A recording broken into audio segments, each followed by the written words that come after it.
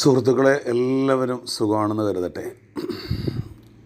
2-3 മാസങ്ങൾക്ക് മുമ്പ് തിരുവനന്തപുരത്തെ മെഡിക്കൽ കോളേജിൽ എൻ്റെ ഒരു സുഹൃത്തിൻ്റെ മകൻ ഒരു ചെറിയ സർജറി കഴിഞ്ഞ് കിടന്നപ്പോൾ ഞാൻ ആ കുട്ടിയെ കാണാൻ വേണ്ടി അവിടെ ചെല്ലുമ്പോൾ ആ കുട്ടിയും ആ കുടുംബത്തോടുമൊക്കെ സംസാരിച്ചുകൊണ്ടിരിക്കുന്നതിനിടയിൽ അടുത്ത ബെഡിൽ കിടക്കുന്ന ഒരു കുട്ടിയും അയാളുടെ മാതാപിതാക്കളും ജനാലയുടെ പുറത്തു നിന്നവർ ഫോൺ ചെയ്യുകയാണ്. അപ്പോൾ ഈ സമയം അടുത്ത് കിടക്കുന്ന ആ കുട്ടിയുടെ പിതാവ് അദ്ദേഹത്തിൻ്റെ ഭാര്യയോട് പറയുന്നു, ഞാൻ നമ്പർ വിളിച്ചു തരാം, നീ സംസാരിക്കുക. അങ്ങനെ ആ സഹോദരൻ ഫോൺ വിളിച്ച് ഭാര്യയ്ക്ക് കൊടുത്തു. ഭാര്യ നാട്ടിലെ ഏതോ ആൾക്കാരെ വിളിക്കുകയാണ്. അങ്ങനെ മകനിങ്ങനെ സുഖമില്ലാതെ ഒരു സർജറി ആയിട്ടും, അതും ഒരു സർജറിയാണ്, ഹോസ്പിറ്റലിലേക്ക് വന്നു. ഇങ്ങനെയൊക്കെയാണ് അവസ്ഥ. അപ്പോൾ ഇങ്ങനെ കാര്യങ്ങളെല്ലാം പറഞ്ഞിട്ട് ഫോൺ അവിടെ വെച്ചു. ആ സമയം ഭർത്താവ് വീണ്ടും ചോദിക്കുന്നു, നീ ആ കാര്യം പറയാത്തെന്താണ്? ക്യാഷിൻ്റെ കാര്യം ചോദിച്ചാലല്ലേ അവർ നമുക്ക് തരത്തുള്ളൂ.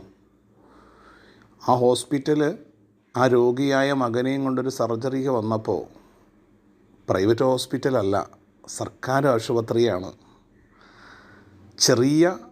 ചെറിയ രൂപത്തിലുള്ള സാമ്പത്തികമായ ബാധ്യതയാകുള്ളൂ എങ്കിൽ പോലും ആ പാവം സഹോദരങ്ങൾക്ക് അതുപോലും താങ്ങുന്നില്ല.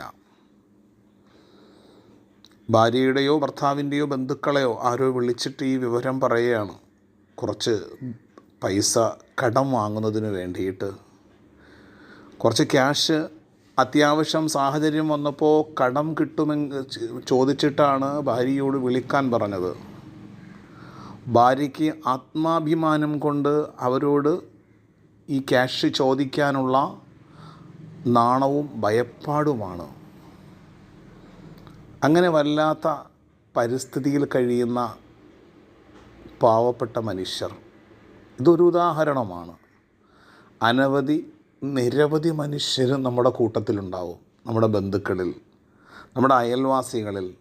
പ്രത്യേകിച്ച് തിരുവനന്തപുരത്ത് താമസിക്കുമ്പോൾ നമ്മൾ ചിന്തിക്കേണ്ടത്, ഈ മെഡിക്കൽ കോളേജിൻ്റെ ഉള്ളിൽ ഒരു വിശാലമായ ഒരു ലോകമാണ്.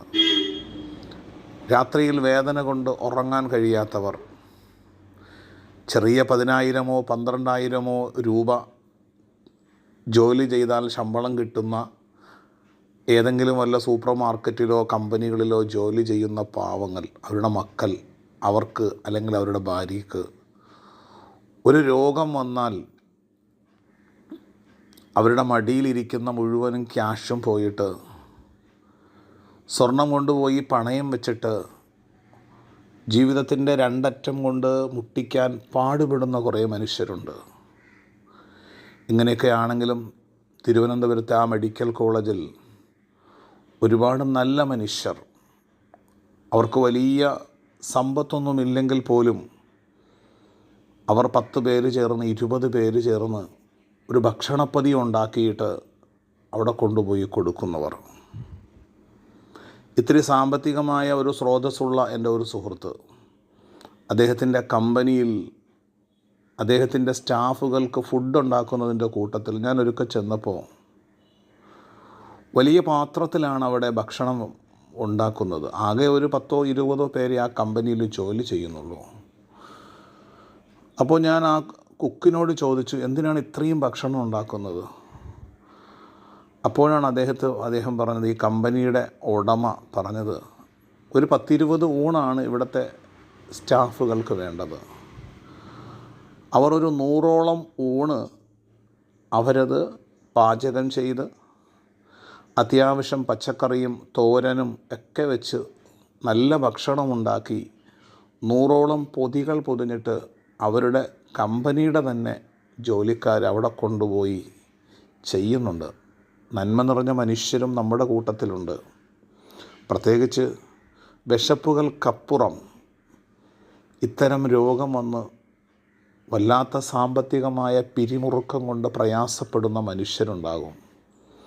നമ്മുടെ കുടുംബത്തിൽ, നമ്മുടെ അയൽവാസികളിൽ അത്തരം സന്ദർഭങ്ങളിൽ നമ്മൾ അവരെ രോഗവിവരം അന്വേഷിച്ച് അവിടേക്ക് പോയാൽ മാത്രം പോരാ. നമ്മളെക്കൊണ്ട് എന്തെങ്കിലും ചെറിയ സഹായം ചെയ്യാൻ പറ്റുമെങ്കിൽ അവർക്ക് ചെയ്തു കൊടുക്കണം. എന്നിട്ട് ഞാൻ എൻ്റെ സുഹൃത്തിനോട് ചെറിയ ഒരു സംഖ്യ അദ്ദേഹത്തിൻ്റെ കയ്യിൽ കൊടുത്തിട്ട് പറഞ്ഞു, നിങ്ങൾ അദ്ദേഹത്തിന് കാര്യം പറഞ്ഞ് അദ്ദേഹത്തിലേക്ക് ഏൽപ്പിക്കണം. വൈകുന്നേരം ഞാൻ വിളിച്ചപ്പോൾ അദ്ദേഹം പറഞ്ഞു, ഞങ്ങൾക്കങ്ങനെ സാമ്പത്തിക പ്രശ്നമൊന്നുമില്ല, പ്രതിസന്ധിയൊന്നുമില്ല എന്ന് പറഞ്ഞിട്ട് മനസ്സ് തുറന്ന് കാര്യങ്ങളൊക്കെ പറഞ്ഞു. അവസാനം നിർബന്ധിച്ച് കൊടുത്തപ്പോഴാണ് അവരത് വാങ്ങിയത്. മലയാളികളെ സംബന്ധിച്ചാലും അവർ കാടിയാണെങ്കിലും മൂടി കുടിക്കുന്ന മനുഷ്യരാണ്, സാധുക്കളായ മനുഷ്യരാണ്.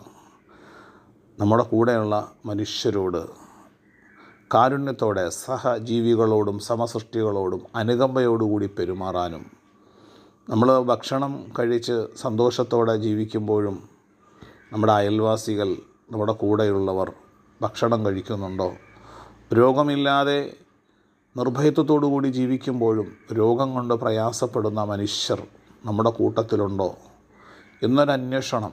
എല്ലാ ദിവസവും നമ്മൾ ലുലു മാളിലും ശംഖുമുഖത്തും ബീച്ചിലുമൊക്കെ കറങ്ങുമ്പോൾ വല്ലപ്പോഴുമൊക്കെ ഇത്തരം മെഡിക്കൽ കോളേജ് ഹോസ്പിറ്റലുകളിലൊക്കെ നമ്മളെ മക്കളെയൊക്കെ കൊണ്ടുപോയിട്ട് വലുതായിട്ടൊന്നും കഴിഞ്ഞില്ലെങ്കിലും ചെറിയ എന്തെങ്കിലുമൊക്കെ സഹായം അവർക്ക് ചെയ്തു കൊടുത്ത് നമ്മുടെ മക്കളെ, രോഗങ്ങളൊന്നും ദൈവം നമുക്ക് തന്നിട്ടില്ലെങ്കിലും അങ്ങനെ തരാതിരിക്കട്ടെ, മറ്റുള്ളവരെ സഹായിക്കാൻ ദൈവം നമ്മെ അനുഗ്രഹിക്കട്ടെ.